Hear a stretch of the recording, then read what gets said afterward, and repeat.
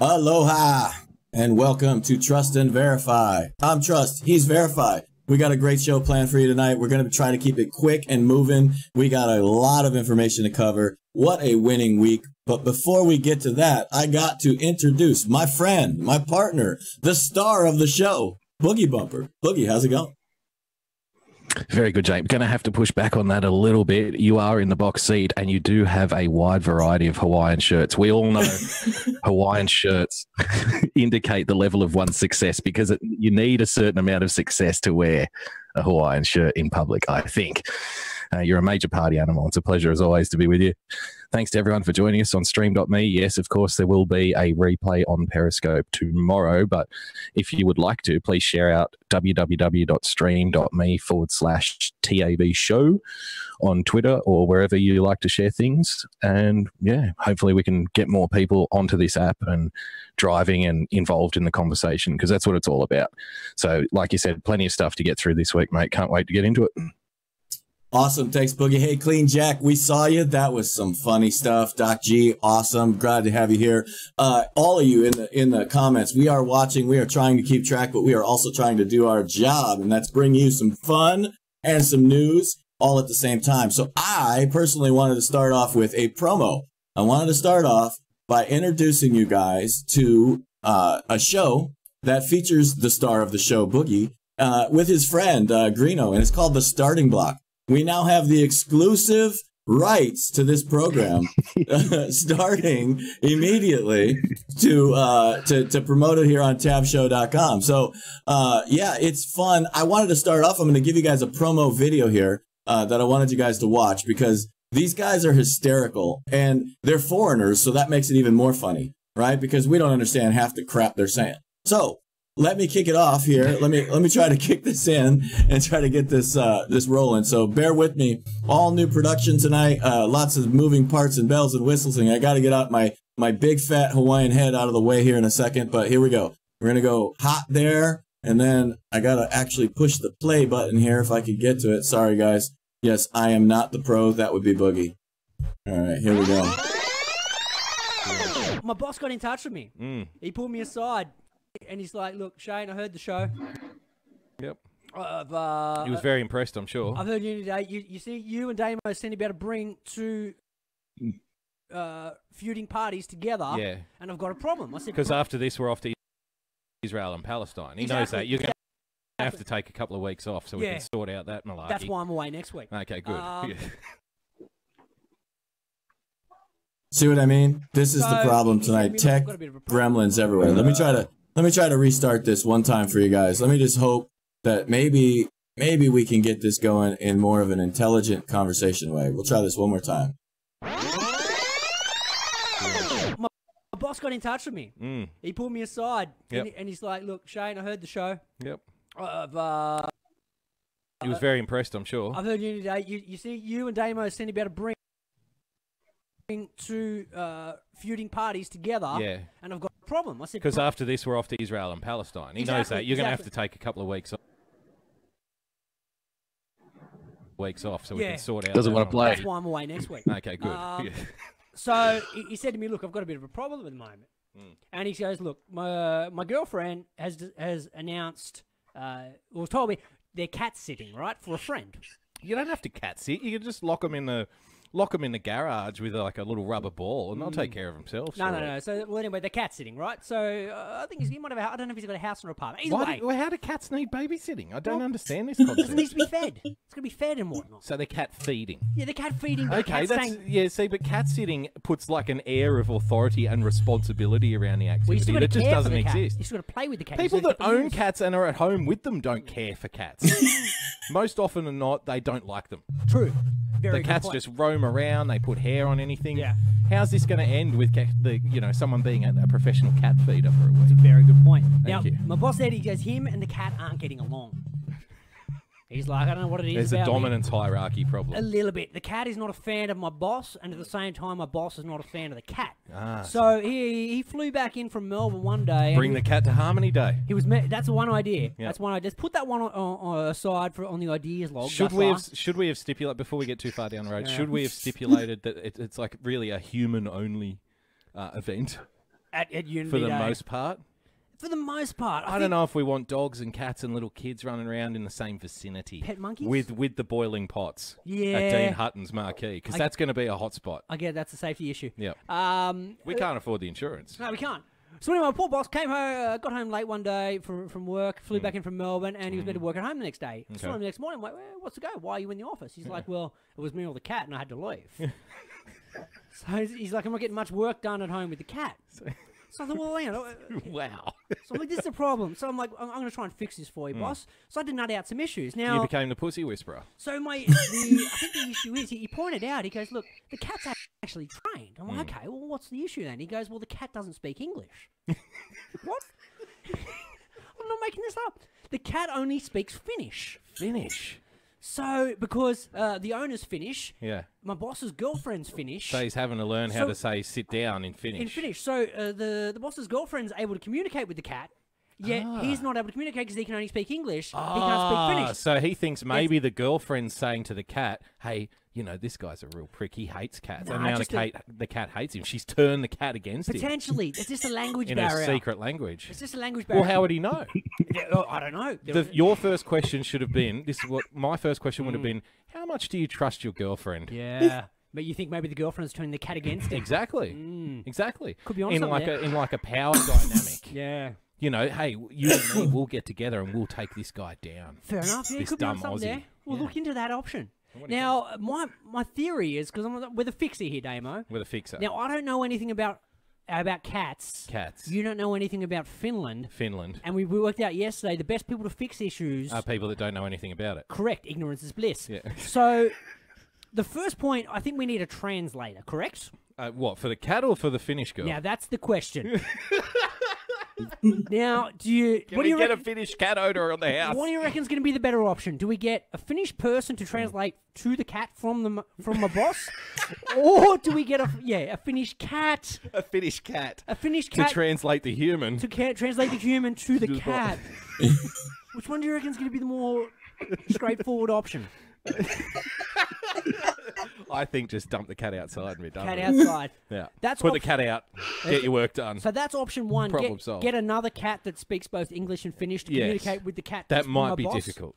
We'll try, that's option one. So that one's out there. Okay. Option two Yes. is I'm like, look, if I think he's got a bond with the cat, right? Well, you're going to have to try. Exactly. So I think once you get that bonding factor down, the Greeno, language won't be an issue. Greeno, in history, people of other languages have gotten together and done beautiful things together. Mm-hmm. You know, Tamara says, teach the cat English. Now, there's an option. Okay, that's option two. If it's already learned one language, hey, it's living in Australia. If you're going to be in Australia, speak the bloody language. Yeah, fair point. Okay? Fair point. Can't have you wandering around muttering Finnish with a mouthful of sardines So you're everywhere. putting the responsibility back onto the cat Back onto the cat. to understand the English to be able to Correct. understand my boss's instruction. Fair point. Correct. Fair Because, point. hey, you're here, Right. learn the language. Like when in Rome, Yeah, exactly. right? I reckon it'll When learn. is this cat going to stand up and take responsibility for its own actions? Good point. Good point. Back to the That's what I bond. wanna know. Back to the bonding. I'm thinking, well, how can Cat you bonding. How can you bond with a Finnish cat? Yeah. Well, Now- fish, obviously. Well, no, I've got another idea. I'm gonna take. Immigrants should assimilate, says tomorrow. I'm gonna. Thanks, tomorrow. You're not helping. You're not helping. And there you go. There is the starting block featuring our friend Boogie Bumper and his best mate there, Greeno. I thought it was hilarious. I just wanted to play that for you guys. You guys can find them at tavshow.com. They have their own page. They have a Streamy. They have a YouTube. They have a Podbean podcast. They are going to be going live. Let me see if I can try to do the math right here. Somewhere around 3:30 in the morning on the East Coast on Wednesday night. So essentially when you wake up, just play them sometime during the day and have a laugh whenever you want to laugh, because they're going to be doing this pretty much exclusively through this outlet. So yeah, I saw some of the comments. They should be getting paid. That's why there's donate buttons on their page. See how that works? So yeah, other than that, we paid them, you know, a couple of big gulps and a 2 liter of Mountain Dew. And that's how Greeno starts to talk so fast. It's that 2 liter of Mountain Dew. So anyways, Boogie, we got a fantastic show lined up. Let's get to the meat and the potatoes. Let's kick it back to Boogie and say, Boogie, what's on the plate? Well, I think first we should touch on, and thanks for that little promo, by the way. public radio's loss is TAV show's gain as far as I'm concerned. So they'll live to regret that decision. But nonetheless, we push on through because that's what we do. Let's start off with a little bit of G7, James. I want to get your thoughts on this. This was the picture seen around the world. You can see there Mutti, Angela Merkel leaning over the table in a somewhat attempting to be threatening manner, and Donald Trump crossed arms, John Bolton on to his side, and Mr. Abe from Japan also there with the folded arms. So you can see the little divisions that are around here, can't you? Because you've got Macron next to Merkel and Abe next to Donald Trump, looking all fearsome and determined. This was from the Australian, James. Just the first couple of paragraphs here. The US has blamed Canada for the disastrous ending to the G7 summit, saying Prime Minister Justin Trudeau stabbed us in the back, while American allies held Washington responsible. Just minutes after a joint G7 communique was published Saturday in summit host city Quebec, President Donald Trump launched taking exception to comments made by Mr. Trudeau at a news conference, saying he had instructed US representatives not to endorse the joint communique. Now, I think if you consider local Canadian politics here, the Justin Trudeau's party is on the nose. They just got smashed. The left just got smashed in the local state election in Ontario, I believe, by the Conservatives, who haven't been in power for 15 years.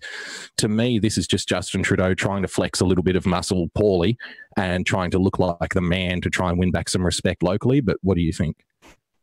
I couldn't agree with that statement more. I mean, you can look at what he did. He stepped in a big pile of his own doo-doo. I mean, him and his finance minister, I think that's the crazy chick that we literally played on the TAV show last week. That her and him tried to play some, we're going to play power politics with the big dogs, and realize that this is not going to work out well, because now what happened? Donald Trump came out and said, oh, you wanted to play games. So now automobiles are now on the table. Go ahead. Let's try for round 3. Like, Canada's like, wait a minute. We weren't talking about automobiles. Now we are. So, you can look at the picture of what's going on inside that room. This is just, look, we don't have any information as to what they were actually discussing. So I'm just going to throw out there a supposition of looking at the room and trying to read the temperature of the room. I put out a tweet earlier about, I didn't see anybody else comment on this specific thing. And there was a wide gambit of replies to that tweet. It's got, I don't know, hundreds of retweets and comments. And on there, I said, I did a little red square and put in there ally. That was like what you should take from just looking at the picture, that Shinzo Abe is the ally to Donald Trump. Like, you can tell he was every bit as it was not disgust. This is a more complicated mannerism that I think he has. It was disgusted disappointment. It's almost like a father looking at his children going, man, we've tried to teach you forever and you still ended up a rotten egg. And now he's going to shake his head. And you can see, if this was a movie, this would be the part where Shinzo kind of turned his back to them. Like, that's how disappointed he was in their actions. So when I look at this piece of paper and I look at the two different pictures that were shown kind of in stages, all of those European leaders from the EU and the guy from Iran were looking at this paper, and they were trying to figure out, what was the United States position? And I think they were discussing, Donald, you need to stay in the Iran deal. And Donald was like, show me how that's going to work. And so you see some of the lefties, again, I want to throw this out there too, is that the lefties thought that this was somehow bad body language from the point of view that Donald Trump was in a lower position than Merkel and that she was looming over him. Now, I want to point this out.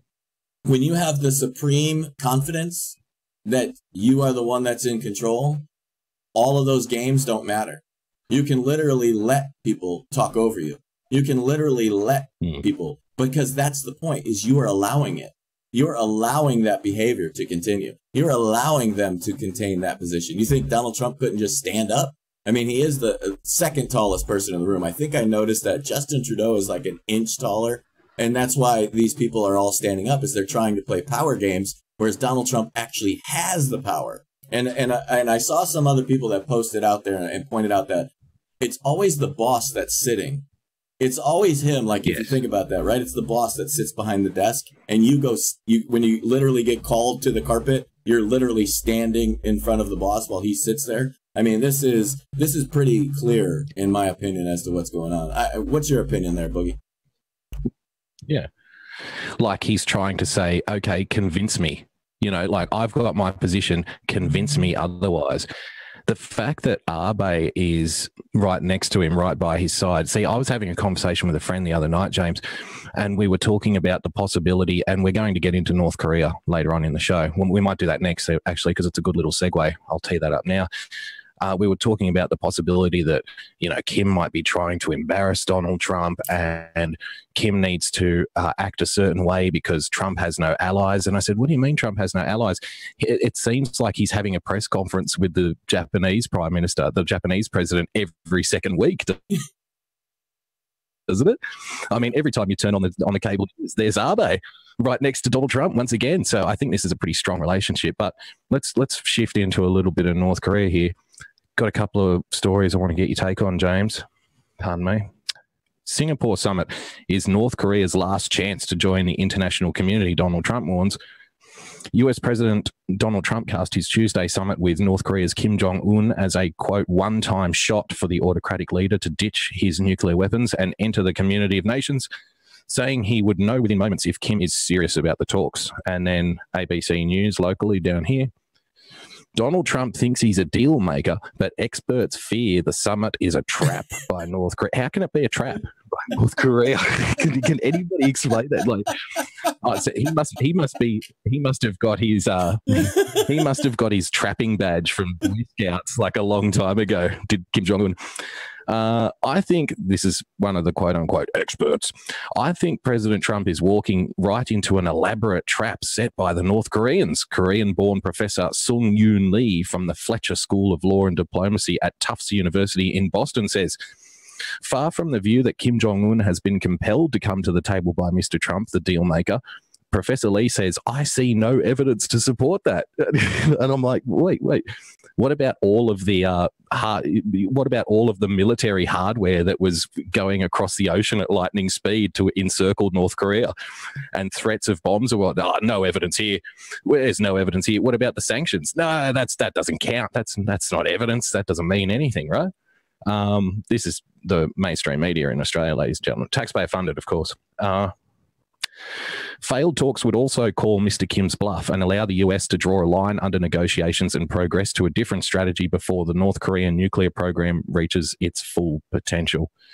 But we also have evidence that, where is it? Where's my other little tweet here? Let me find this.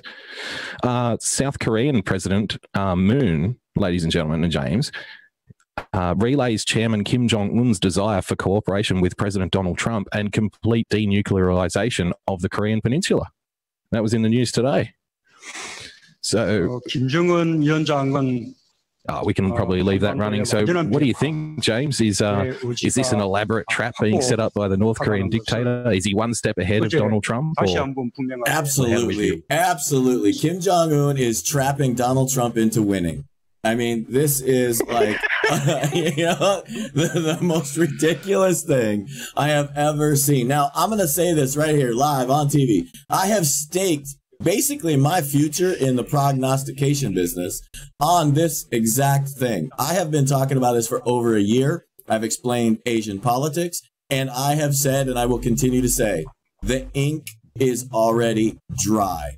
There is not a chance in hell Donald Trump would have got on that plane and headed to Singapore without knowing that we were at a minimum 99% there. That's just the way it is. The president is not going to put himself out there like that.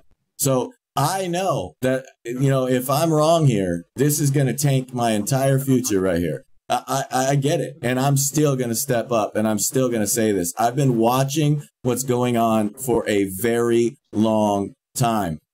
Donald Trump would never, ever have allowed Kim Jong-un to have the front light spotlight, which allowed him to save face, which allowed him to step onto the world stage. because he knew what the mainstream media was going to do. If Donald Trump wanted to interfere at that point because he didn't have a deal, Donald Trump would have been all over Twitter. He would have been all over media. He would have been all over social media. All his people in the downstream, all of his what do you call those people? All of a sudden, my brain just shut off. The pundits that are out there, talking on Donald Trump's behalf. The surrogates. Thank you. I couldn't even come up with that. The surrogates would have all been talking down about what's going on. Everybody would have been sending a completely different message than silence. Then, oh, well, I guess I guess the left likes Kim. Like, just think about this. Like, in every other aspect that Donald Trump's been involved with, he has not let this go on. He has never let something like that happen. Yet in this particular case, he did.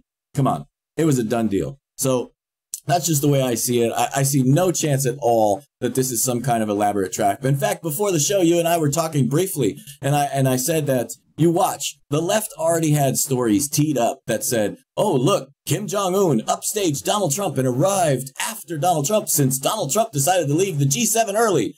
What happened? Out of nowhere, out of left field, under cover of radar, on a completely different transponder on his plane, a plane takes off out of North Korea. Everybody's like, what the hell is that? Where's that plane going? All of a sudden, mid-flight, it switches the transponder to Kim Jong-un's personal transponder and lands in Singapore to make sure he landed before Donald Trump so as to not upstage Donald Trump. You're never going to see that story printed anywhere else than right here or maybe Your Voice America. That's what happened. So he can welcome the president. So he can be there to show the president, I'm here, I'm ready. Thank you for coming, right? That Absolutely. Kind of, so he can almost play host, right? At that point. So I agree. There was a good comment in a chat, James, from Giovanni. This is why the Dems came up with their impossible view of what they consider to be winning, to immediately change the narrative no matter what the outcome. I think there's some validity to that because we've been told that when Donald Trump ended the summit, when he cancelled it, right? And a lot of us were saying, hey, this is just Donald Trump doing what he does, right? No need to lose it here. And they all came out, oh, ha, ha, ha, told you so. There's not going to be a summit. Within hours, Kim Jong-un was basically on his hands and knees begging for the summit to go back on. And he raced straight over to Seoul to meet with Moon and express his desire for the summit to go on. And, here we are. But remember, like, they don't actually ever go back and say, oh, sorry, we got that wrong. It just changes. So now the story is, oh, well, if there isn't complete denuclearization in the next 48 hours, then obviously it's a failure. You know what I mean? It's like, well, no, that's not necessarily how these things work, But I think Kim Jong is probably on borrowed time. And this is a little clip playing here of the president arriving in South Korea. Let's just speed it up. In Singapore, sorry. There he is. Mr. Trump waltzing into Singapore, looking like the man as usual. So it'll be interesting to see what happens. But I tend to think the main parts of this deal have already gone through. And again, this is for show. This is to get the paper mills whirring. This is to give some good press for Kim Jong-un, so he can get some glory, so he can get some time in the spotlight. And this wouldn't go ahead without a lot of work from people like Shinzo Abe and Xi Jinping of China as well. So they're all going to be milking a little bit of good press out of this, don't you think? Oh, absolutely. And Mike Pompeo, I mean, this is a huge deal. This is a milestone event. We all know it. We can all sense that it's coming. The only chance is if something really screwy happens where Donald Trump walks away from this deal on Monday. Now, that could happen, but I see that as a very, very, very, very, very small percentage chance because there's no win. There's nothing for Kim Jong-un to win. The only thing that could possibly happen is that somehow China stuck its nose in there, or somehow they created this off situation for some strange reason. But it's just not going to happen. I mean, look, I said it at the time, and by the way, I'll be on Your Voice America again tomorrow. But I said it at the time on Your Voice America when that first happened, where Donald Trump came out. And he canceled the meeting in Singapore. And then he got the big, remember the letter the size of like one of those weird Valentine cards that you buy for your wife on Valentine's Day? Yeah, he gets that letter back from Kim Jong-un. Yeah.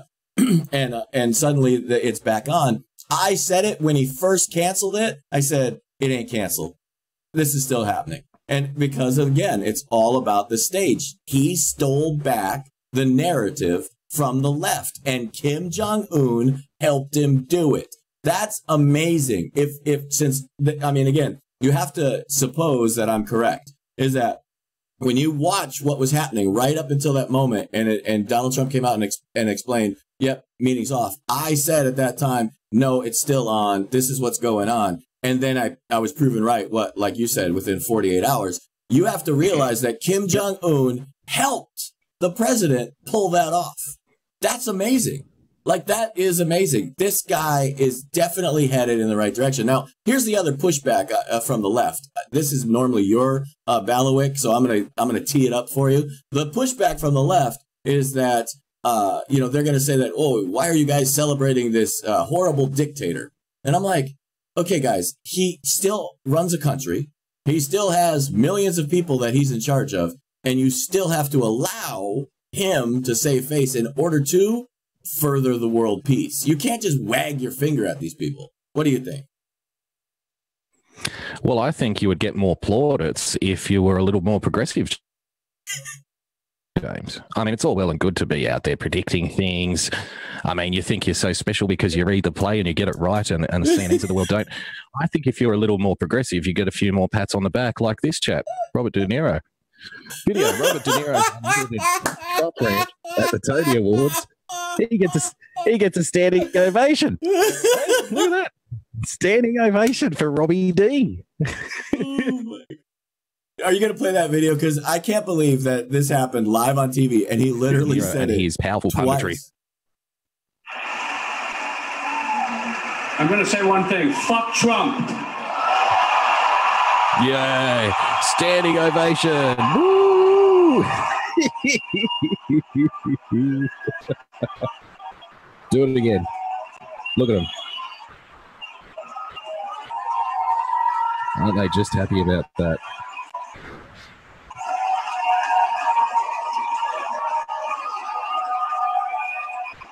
It's no longer down with Trump. It's fuck Trump. There you have it. Are you still there, James? Yes, I am still here. We're having technical difficulties, so some of the audio and video is clipping in and out in the middle. But we got all that video played. I think we're hoping that it made it actually out on air, but it definitely made it to my headset. So this is just hilarious watching the Hollywood left melt down. They literally don't even see themselves that they're destroying their own financial bases. They're actually costing themselves money, because what's going to happen, just like any other industry, when you're no longer bringing in $300 billion to watch a movie, you no longer get paid $30 million to, have a, what do you call that? I can't think of it, a masturbatory session with yourself on screen. So, this is literally what's going to happen to Hollywood, is they're literally taking themselves down a peg. I think it's glorious. They just don't get it. It's hilarious. And, there's a fundamental problem here. If you're going to set out to portray somebody as being, a bit boorish and a bit pig-like, and someone who says vulgar things and has no manners, and then say how horrible it is, and then follow it up with F Trump, I mean, you know what I mean? Like, during an awards ceremony, when you're up there to accept something, I made the point the other day, James. These award ceremonies are now getting to the point where you can basically boil it down as lefties giving awards to other lefties for being lefty. That's it. And, it doesn't matter if it's writing or if it's art or if it's in music or movies, whatever the case may be, we're finding that it's lefties giving awards to other lefties for being lefties. And, what a better way to celebrate your coming of age moment. What a better way to put out your message to the world than a big F Trump, because that's going to make you even more popular with the average American citizen, right? You're right. They can't see how they're hurting their own cause. And I don't know, is he trying to be cool? Like, is that what it is? Like, all the kids are swearing these days. This will make me cool again. Well, I don't understand. I think he hasn't been in a successful movie in so long. He just wanted to get a standing O, and he knew that the rest of those lefty lefts would all just stand up and cheer for him. And he was like, oh, finally, I get a standing O. And all I had to do was say 2 disgusting words about the president of the United States. I think it's fascinating that this helps us. Like, I love it. Like, I can't believe that they're keeping the people engaged in America to say, look, we were right.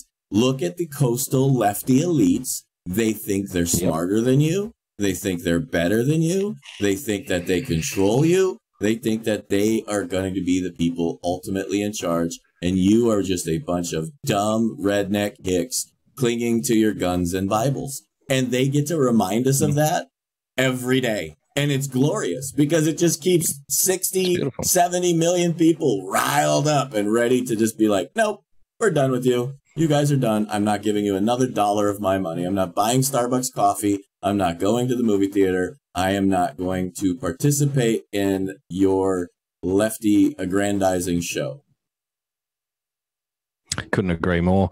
And it's about time, too, that these people got a little bit of a kick in the pants, because for the last 3 or 4 decades, they've been running roughshod over the rest of the world, really, because if you think about it, Hollywood is, you know, how America is portrayed in all parts of the world, right? Through the culture and through the movies and stuff. And if this is I mean, they're all angry about how Donald Trump represents them on the world stage, and then you've got characters like Robert De Niro coming out. Remember the video he did during the election campaign? He's a pig. I'd like to punch him in the face. You know, really? This is the best you've got? This is the best you can do? I mean, you know, we're all for the little people when we're at the Democrat Party, James. We're all for the little people. Now here is a bunch of multi-million-dollar celebrities telling you what to think. It's like, oh, okay, thanks for that.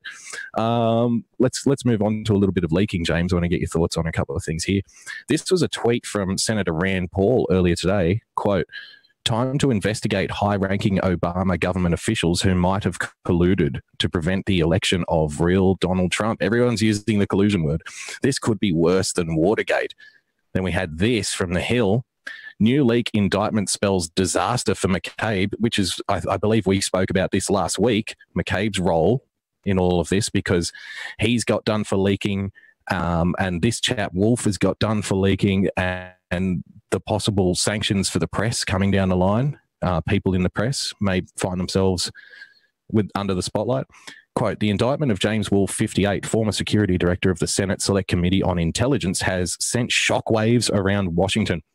Wolf faces 3 counts of violating 18 U.S.C. 1001 for making false statements to criminal investigators and could easily face serious jail time if convicted. After a year of leaks cascading down Capitol Hill, Wolf is a cautionary tale for many members, staffers, and journalists. Yet one person should be especially discomforted by the indictment, former FBI Director Andrew McCabe."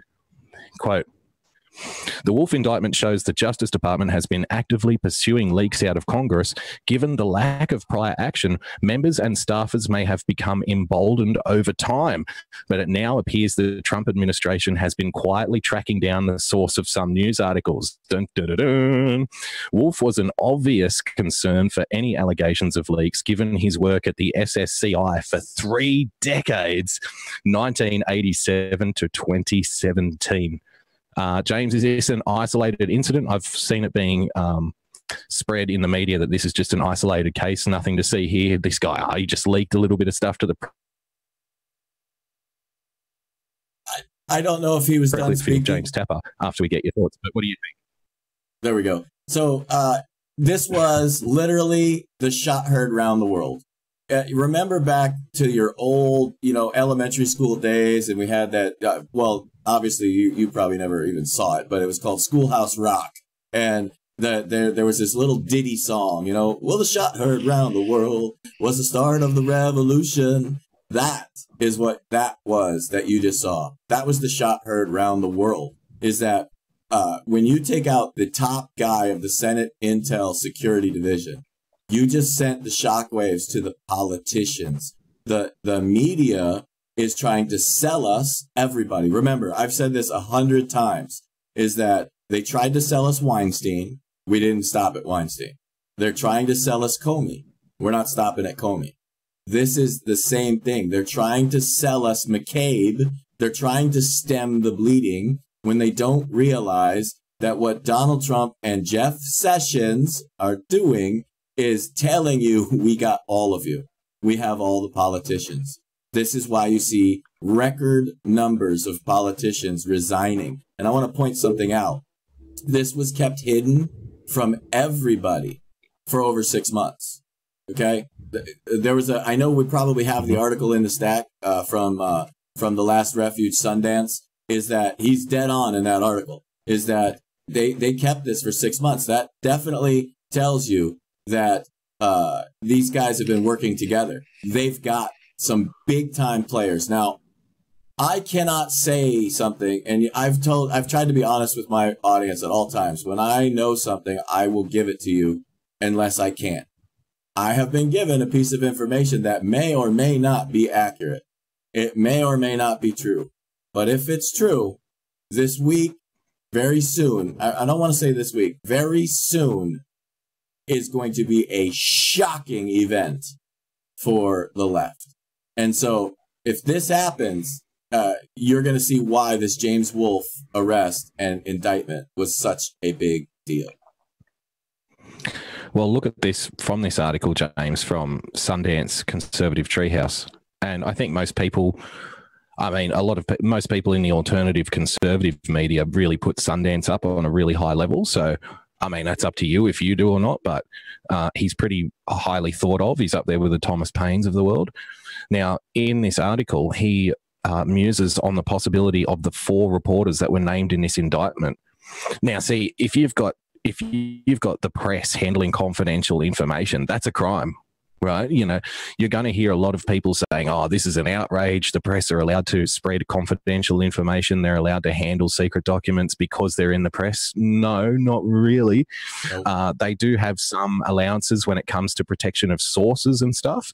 But if you're dealing with confidential information that belongs to the Congressional Oversight Committee, then we're entering into the world of felony, right? But the 4 reporters that Sundance has named here, Mano. Oh, we're having internet technical difficulties. New York Times, Mariana Sotomayor, BC. Are we back? We're back.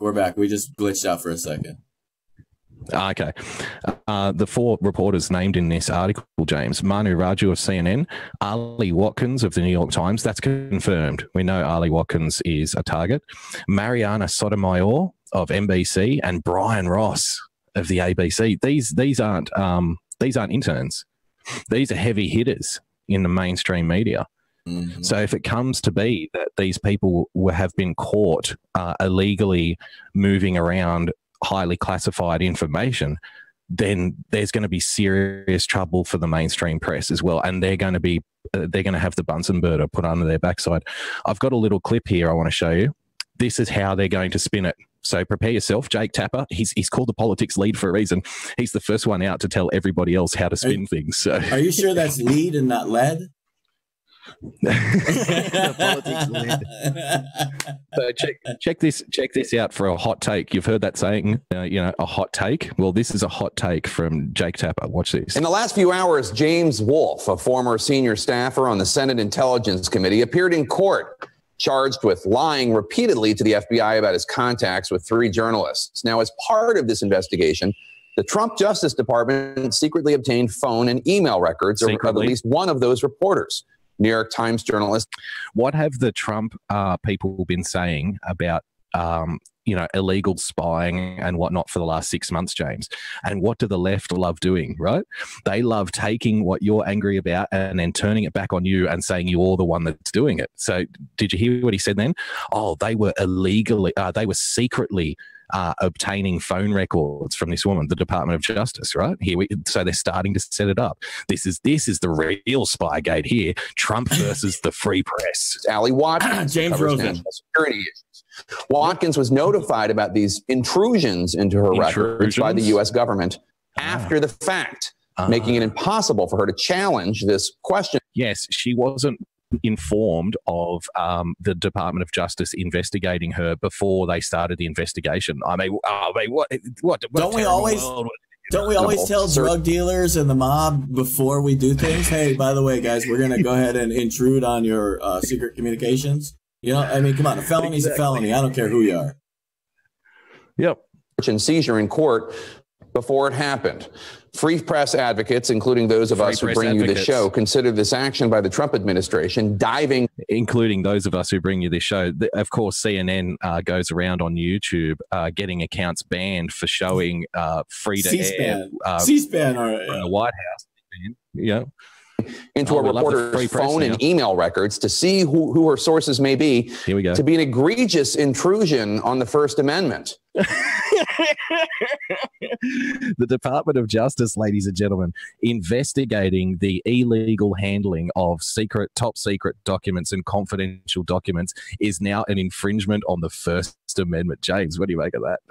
Oh, yeah, I gotta love it. I mean, this is the problem, right? Is that the left has history against them. All of, we always talk about legal precedents, right? We always talk about what came before. You have Watergate, right? They completely spun that a different way. Then that leads forward to people like James Rosen under the Obama administration, who were really egregiously spied upon and attacked for things that didn't have anything to do with this type of information. And so these guys are trying to rely on tradition of people getting a break in the media, but we're not having it anymore. We're going after you. If you're out there breaking federal espionage laws, you're going down. And so even though they're a reporter, we have no choice. We had to find out how she was getting this type of information. And it actually came, believe it or not, if you read the articles, the left's trying to spin this,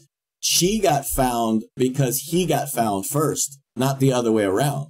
Is that they found him to be the problem. And here's the proof, is that if you look at what happened going out to the media, they canary trapped them. And we've been talking about canary traps for over a year. How stupid the left is that they didn't recognize canary traps were happening when the rest of us out here on social media understood that that's the game. That's what was being played. So they got canary trapped, and that's how they found these people out, because they found Wolf first. And isn't it amazing that the day before the supposed meeting with the FBI and James Wolf is the day that Allie, I can't remember her name, Allie decided to announce that she was no longer Allie Watkins. Yeah, that she announced the day before that interview that she would no longer be covering the Senate intel hearings. Isn't that amazing? I find that timing to be quite coincidental. Yeah. Yeah. And she was also tweeting a while ago, James, that she wanted to be the next Zoe Barnes. You'll remember the character from House of Cards, James, who has sex with Kevin Spacey's character, and a change of flavor for him, I think. But she has sex with Kevin Spacey's character to get information and get, compromising pictures of herself taken and whatnot. This was her hero, basically, in the press, is Zoe Barnes. So interesting stuff. Isn't it funny how the worm turns sometimes? And we just all sit back and like, They've been telling us all along. The arrogance is sensational. If you wanted further evidence of how the left, especially the media types, really respect the First Amendment, James, I've got a hot little article here for you. New York Attorney General, let's prosecute people twice for the same crime. Yeah. Remember because it's all about free speech, James, of course. On Thursday, after news broke that President Trump had pardoned Dinesh D'Souza for his campaign finance violations, the New York Attorney General's office immediately tweeted out they'd like to pass a state law to unjustifiably jail those who had been pardoned for federal crimes. In fact, they'd like to violate the constitutional prohibition on double jeopardy. And there's the press release there. the double jeopardy loophole is actually just called double jeopardy. You can't be prosecuted twice for the same crime. And if you're pardoned for a crime, you can't be tried or jailed again for the same crime. The entire purpose of the constitutional provision barring double jeopardy is to prevent the political prosecution of people for crimes for which they have already been acquitted. And the New York Attorney General is now explicitly calling for jailing people they don't like politically. So thank you very much, left Democrats and the left, for upholding the virtues of the First Amendment and the Constitution, as you always do, very, very, very selectively. I've got a little clip here for you, James. In light of the recent California elections, the left is doing some soul searching now, and Fareed Zakaria had some advice for them. Let's roll this and see what you think. With their successes this week in the California primaries, Democrats are increasingly optimistic about their prospects for the midterm elections. But they should take note of the... This is actually quite good from Fareed. There's a little bit of reflection here. He misdiagnoses the problem, but at least he's got the ability to reflect and try to wake the Democrats up a little bit. So let's roll. Bigger picture when it comes to left-right politics these days. Over the last decade, the center-left has been destroyed electorally across the West. I wonder why. Unless Democrats face up to this reality and devise a strategy to reverse this tidal wave of defeat, they might find themselves surprised one more time this November. When you tally up their representation in Congress, state legislatures, and governorships, the Democrats almost have their lowest representation in about 100 years. How about that from CNN and Fareed Zakaria, telling the Democrat audience of CNN, we have never been lower. This is our lowest time historically. We have had our asses kicked from pillar to post, coast to coast. And, you know, so he's trying to, I think, give a little nudge to the Democrats to say, hey, don't live in a fantasy. You know, you're not living in a fantasy world here. You are being smashed, not just in America, but around the world. Let's roll. According to political scientists. But they are not alone.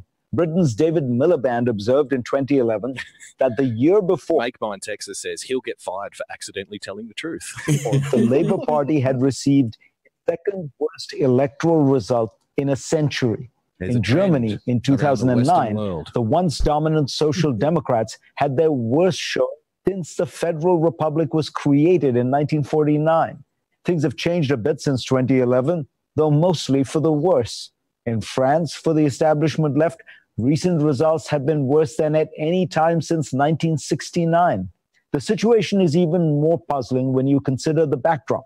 10 years after the start of the worst economic recession since the Great Depression, a global financial crisis caused in large part by the recklessness of the private sector. Oh, yes, of course. Blame capitalism for the recession. Good job. Yeah, it had nothing to do with Bill Clinton changing the laws, forcing Fannie Mae and Freddie Mac to hand out loans literally to people who can't afford to pay them back because not doing so would be racist. That had nothing to do with it, obviously. The parties that have been punished are largely on the left, and those rewarded are largely on the right. Why? Okay. Why? To answer this question, a group of scholars published an excellent book last fall titled Why the Left Loses. In her foreword, Sherry, the professor at Barnard College, points to some answers. Here we go. One factor is the nature of economic systems in the post-World War II era, with large unionized workforces, manufacturing sectors, regulated economies, and safety nets.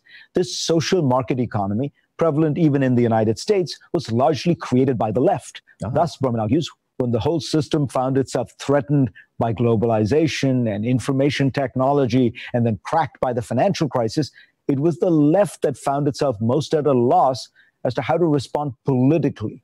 Leftists damaged themselves further, in my view. Well, you know, a good start, James, would probably be for unions to stop advocating open borders on behalf of big corporations. But mate, what do I know, right? By immediately turning on themselves, with many claiming they should never have embraced markets in the first place. It's worth noting that the so-called neoliberals, free traders such as Bill Clinton, Tony Blair, Gerhard Schroeder, actually won election after election after election. Yes, and it is their left-wing successors who keep losing. Another factor Berman cites is more directly ideological. And I think here the left confronts... Now, wait till you hear this hot take, James. ...its greatest challenge.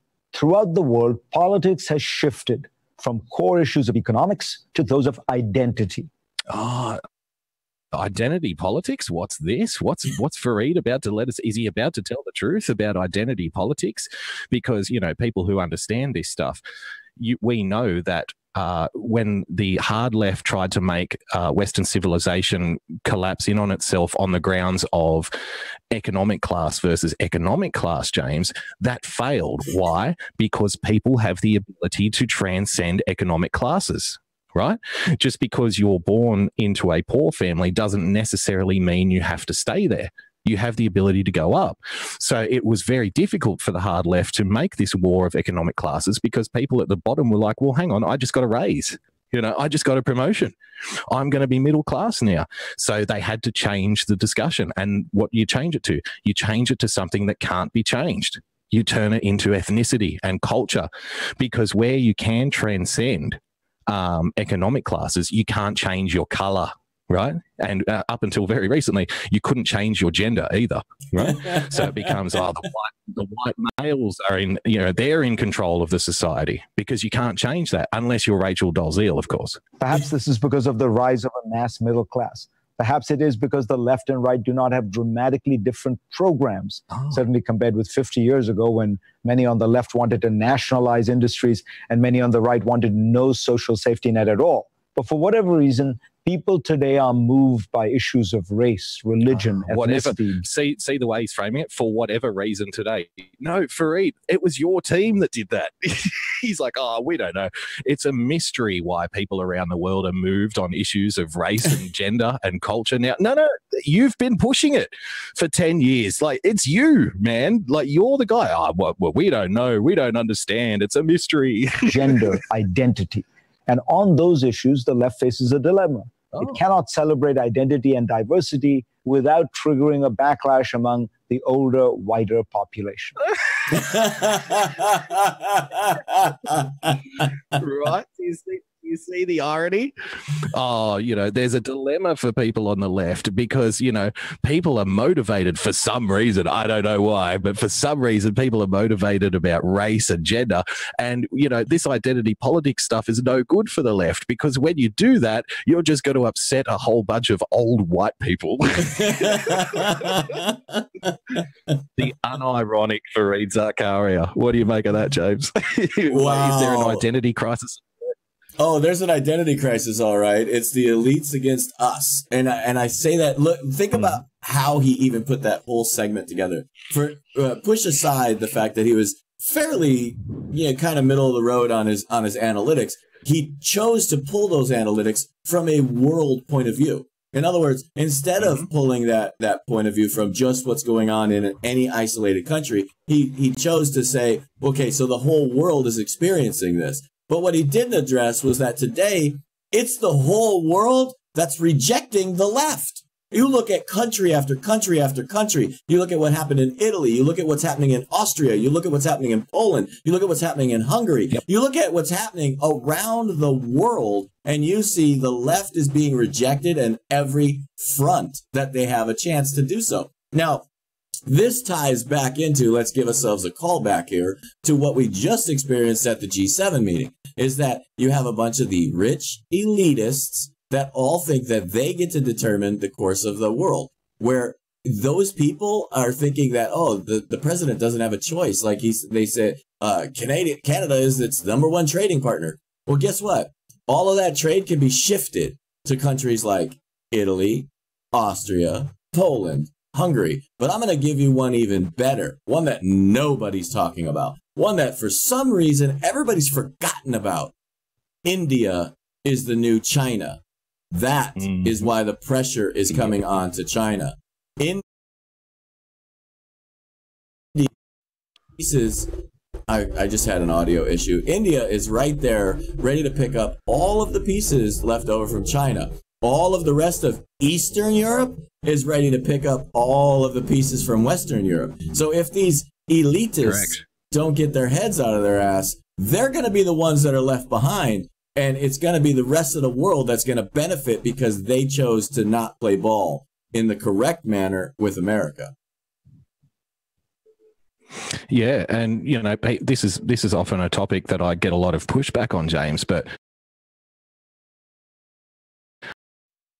the industrial powerhouse of the world, China is not going to rule. For me, Boogie. Hang on a second for me. I'm getting a serious audio issue from you, so I don't think that people can even hear you. It's really clipping out. Give me a second here. Today is the day. There we are. Perfect. I'm telling you guys, listen, before we went live, let me break in real quick. Before we went live, everything went wrong. My computer crashed, OBS crashed, everything. It literally feels like Deep State hacked us, because as soon as I got all my stuff working, Boogie's whole system crashed. And so we apologize for all of what's going on, but we're doing everything we can to make sure we still go live and still bring you this show. So go ahead, Boogie.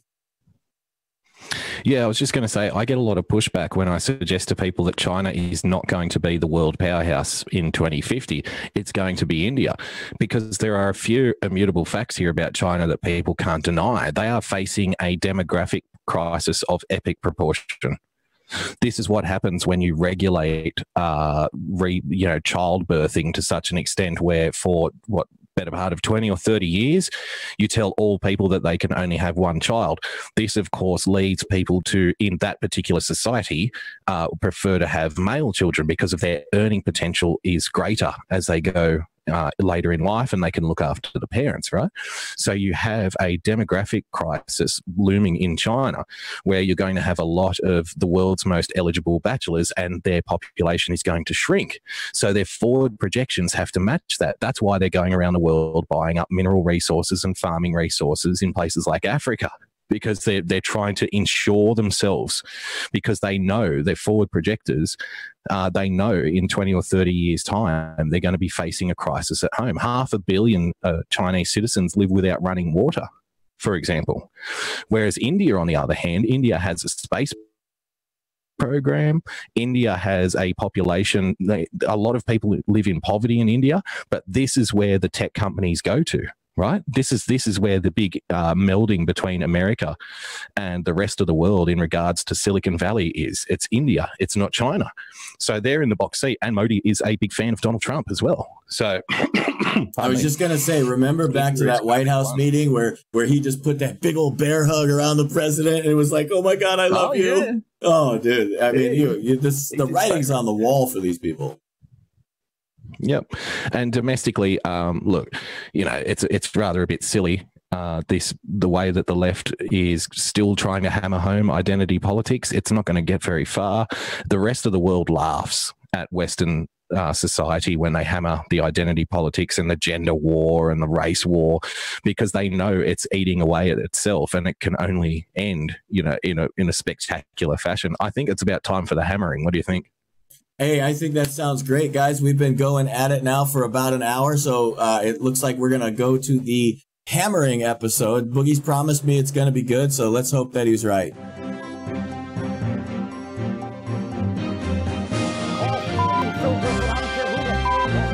Stop the hammering.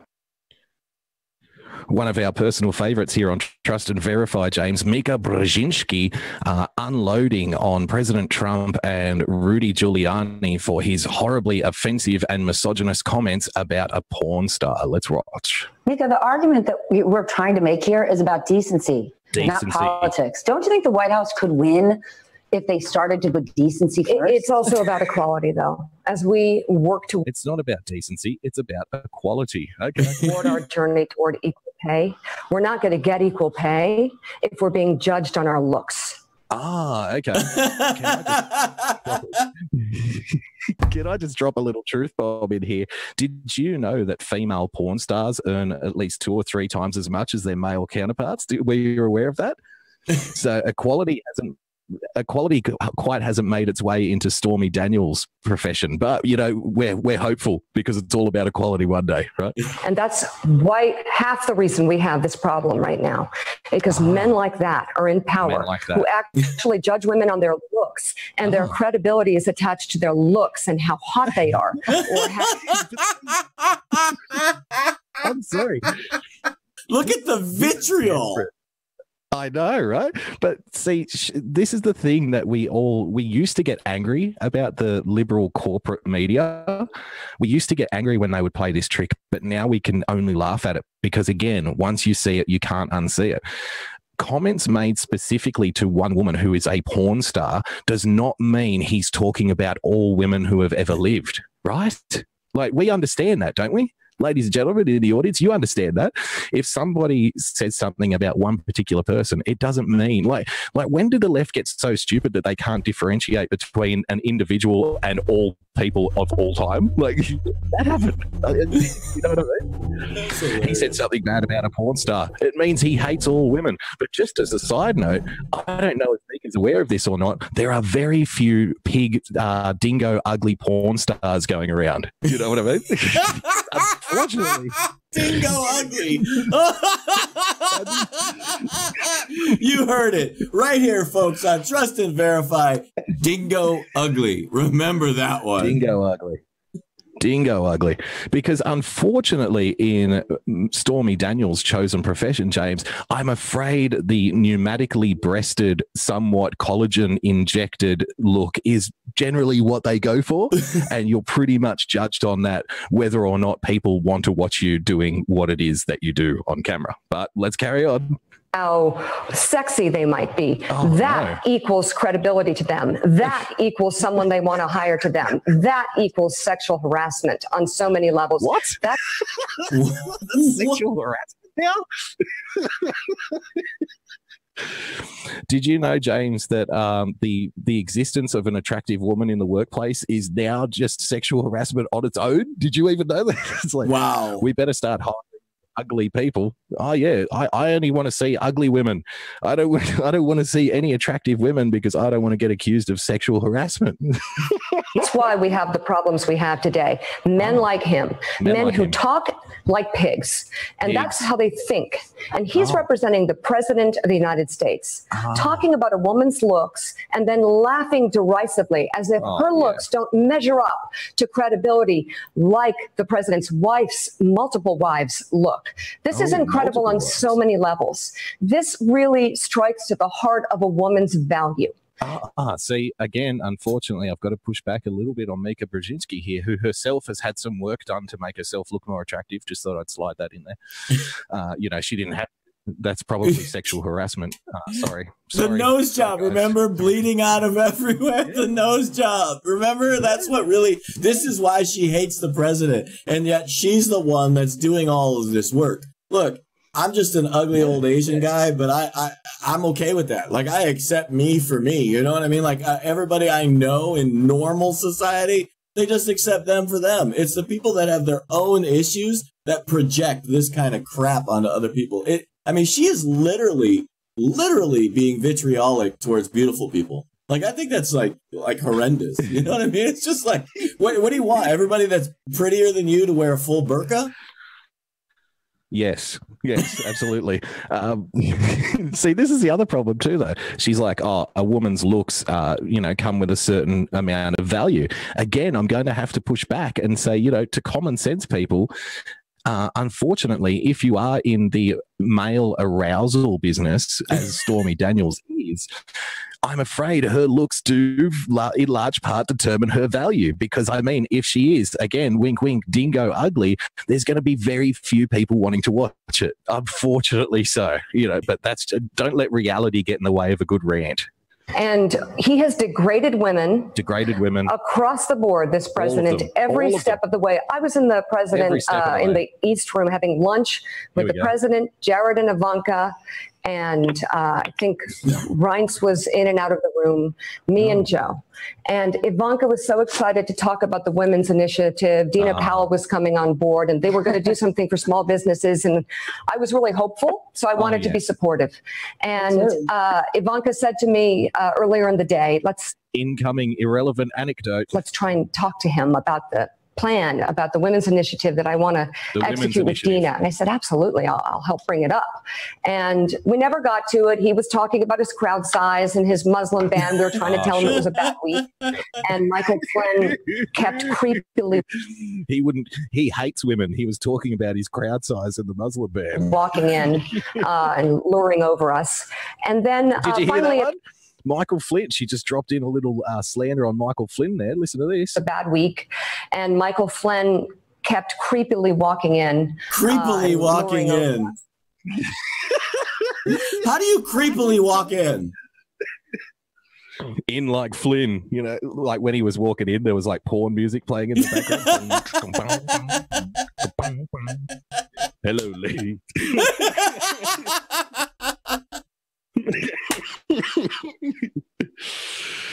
You know, I may have been indicted for lying to the FBI, but I'm not going to lie to you. You're gorgeous.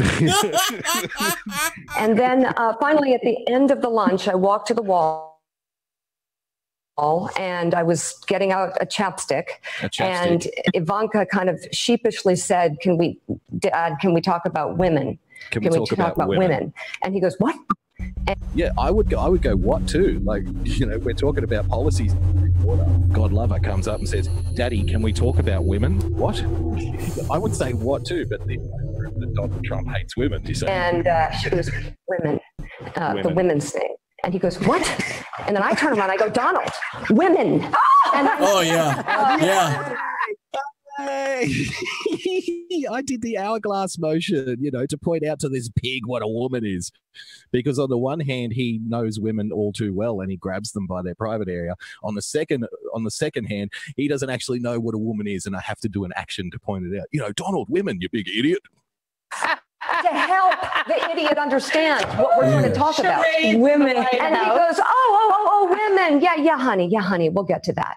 And the rest is history. So here we are with the president's lawyer, now judging a porn star who was paid $130,000 by your client, Rudy, runaway beer truck for the president's cases on a number of levels. Like, what are you doing besides driving his cases into the ground? And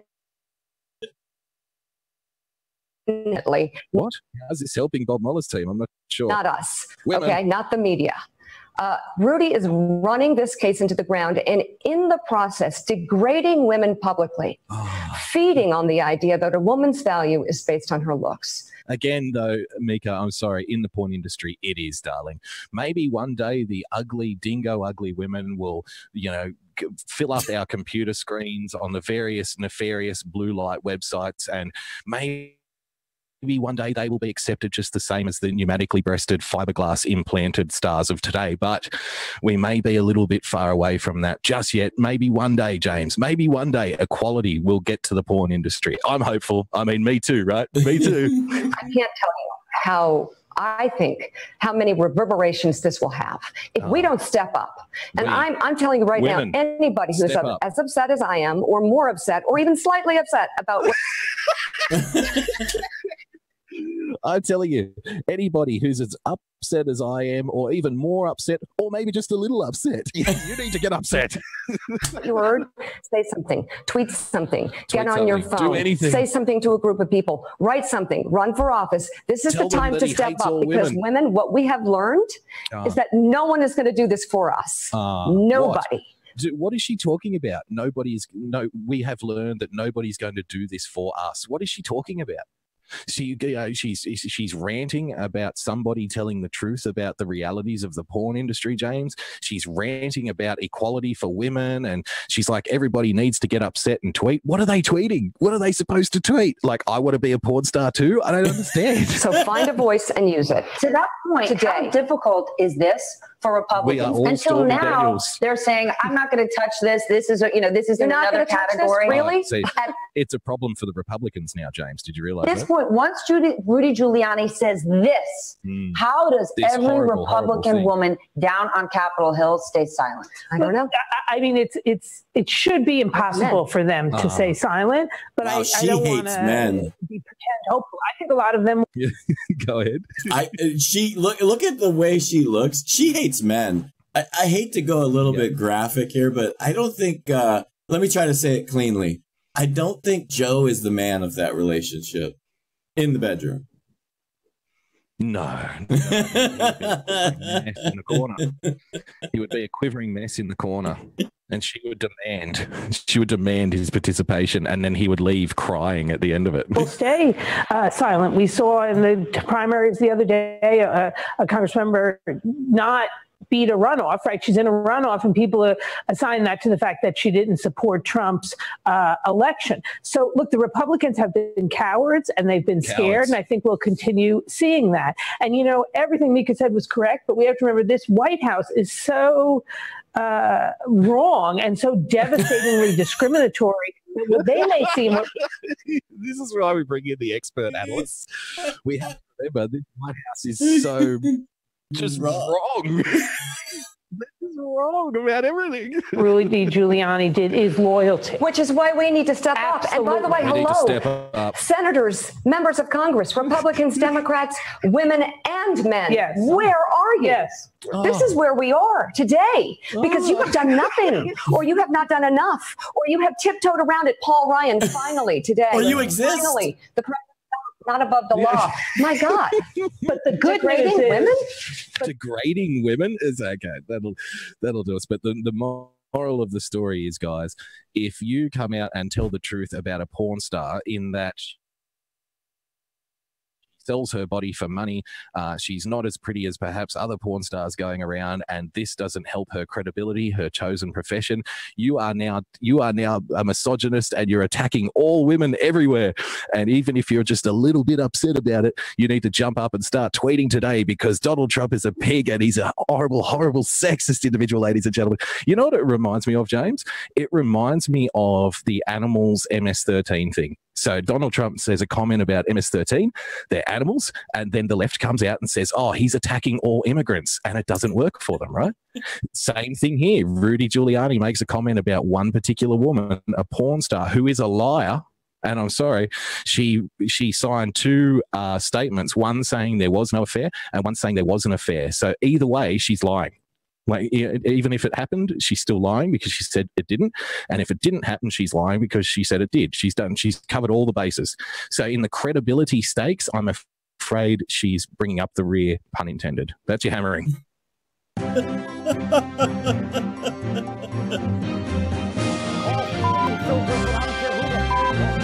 Stop the hammering.